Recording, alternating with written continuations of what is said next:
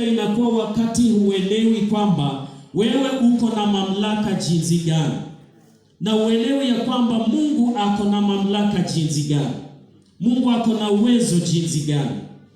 Na shida nyingine ni kwamba labda uende usielewe what is God saying about this situation. Praise the Lord. Praise the Lord. Now I said there are two things that will determine the level of our authority. Number one, how much you know God. The Bible says in the book of Daniel that those who know their God, they shall be strong and they shall do exploits. Praise the Lord. Do you know God? How much do you know God? How much, to what level do you know God? To that level you have the authority. Praise the Lord. Praise the Lord. In the book of, if you read about the story of David, for 40 days, the Bible says, Goliath came and said, bring a man from among the Israelites. Bring a man and we shall fight. If he beats me, we become your slaves. And if I beat him, you become our slaves. And for 40 days, nobody dared to face Goliath. Not because they did not have the power, not because God was not ready to act, but because nobody understood what kind of blasphemy this man was doing in the spiritual realm. And here came David, and he heard, and he said, who is this that blasphemes the army of God? David said that because he knew God.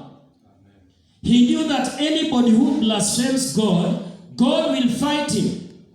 That's why David said, I will come. Because it is not me who's going to fight. The God whom you blaspheme his armies is the one that is fighting you. And when David came on the scene, he did not say, I have the power to stand and fight you. He said, you come to me with javelin and whatever you come with, but I come to you in the name of the Lord God, whose armies you are defying. Praise the Lord. That is somebody who knew God. He knew that if this person is blaspheming God, I just need to be there, stand in the gap, and God will fight him. Praise the Lord. For 40 days, it took a man who knows God. Praise the Lord. The other men were looking at themselves and looking at Goliath, and they were saying, we can't. But David looked at God and looked at the God whose armies Goliath was defying. And he said, God is going to fight him. Praise the Lord. It takes somebody to know God for you to win a spiritual battle. Number two, knowing yourself. It depends on how you look at yourself. If you read the book of Numbers, we are not going to open there now. In the book of Numbers, there's a time Israel was nearing Canaan. And Moses sent 12 spies to go and check the land. And when they came back, 10 of them looked at the giants in Canaan, and they looked at themselves and saw grasshoppers. Praise the Lord. Praise the Lord. Are you a grasshopper? Do you see yourself as a grasshopper? But it took two men who looked at the giants and looked at their God and saw a bigger God than the giants and saw themselves taking the land. And they said, if God has said we'll take it, we are going to take it. We are not grasshoppers. Praise the Lord. Do you see yourself as a grasshopper? If you see yourself as a grasshopper, then you have already lost the battle. Praise the Lord. Praise the Lord. Now, that is not what we are going to talk about today. We want to see binding the strong man. I said we are going to read from the book of Mark, chapter 3. Mark chapter 3, if you are there, stand up and let's read together the word of God. Mark chapter 3, tusimame wakati tunasoma neno la Mungu. I love the culture of reading the word of God while standing. The Bible says, and so Jesus called them and spoke to them in parables. How can Satan drive out Satan? If a kingdom is divided against itself, that kingdom cannot stand. If a house is divided against itself, that house cannot stand. And if Satan opposes himself and is divided, he cannot stand. His end has come. In fact, no one can enter a strong man's house and carry off his possessions unless he first ties up the strong man. Then he can rob his house. I tell you the truth, all the sins and blasphemies of men will be forgiven them, but whoever blasphemes against the Holy Spirit will never be forgiven. He is guilty of an eternal sin. Father God, in Jesus' name, we thank you for this word. As we share this word, may your Holy Spirit give us understanding. May he inspire us and, Lord God, take us to that new level that we may win every spiritual warfare we engage in. Thank you, Holy Spirit. In Jesus' name we pray. Amen. Amen. Give the Lord a hand clap. Give the Lord a hand clap. Amen. Now, in this text that we have just read, in the book of Mark chapter 3, Jesus had had a few busy days.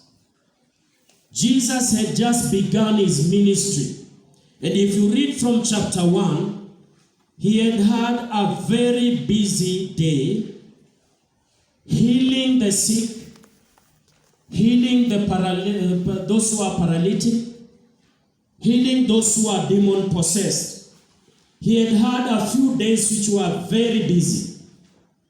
He was busy in the ministry. And the Bible says, okay, the previous day or even the same day, I don't know whether it was the previous day or the same day, he even chose the disciples. He chose the 12 and said, these are the people we are going to walk with in the ministry. The 12 disciples, including Judas. Praise the Lord. Praise the Lord.